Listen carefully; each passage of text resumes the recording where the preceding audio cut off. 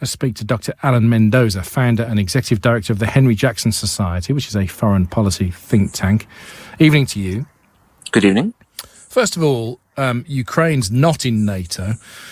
Vladimir Putin would like very much for it to stay that way. So where would the British troops end up? Would they end up in Ukraine regardless, or do you think they'd be deployed to neighbouring countries?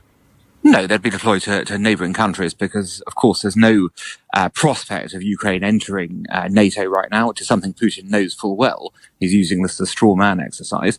But they'll be put, obviously, in our NATO allies that are on the borders of Ukraine and probably further up in the Baltic states as well. How do we reach a position with this where Vladimir Putin can withdraw his troops without being seen to lose face?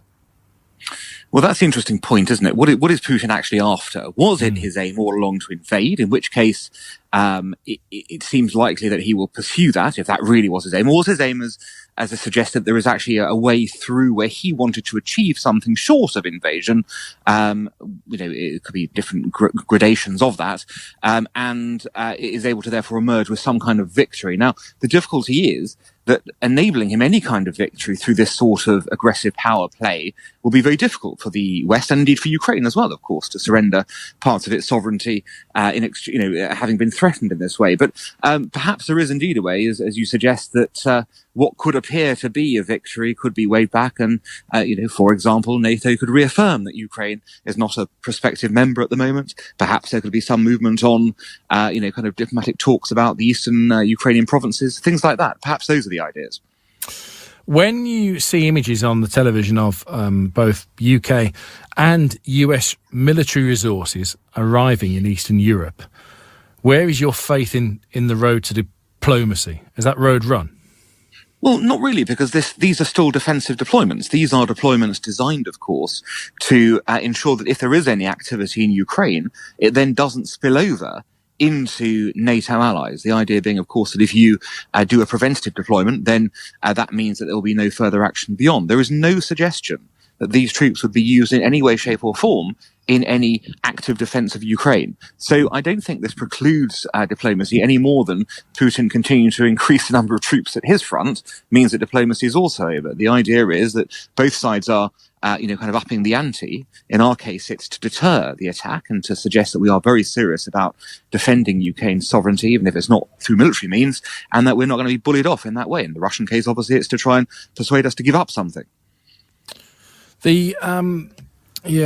It's difficult really for people to ascertain what exactly is happening, because Russia have been very unclear, really, haven't they? Publicly unclear as to what their goals are. A number of MPs in the chamber today used the phrase "on the verge of war." Is that dangerous language for elected members to use at this stage? Well, technically we are on the verge of war. When you have one country that's sort of suggested at various times it deserves to be in control of its neighbour, then amassing large numbers of troops on the border, that is a signal that war might be imminent. We might be on the verge of war if it is indeed unclear what the Russians want, and they're not making any sense in terms of their discussions and negotiations and entreaties, and therefore it's certainly war is certainly a possible outcome. It may even be a probable outcome. However, it is not the only outcome, and we have to remember that.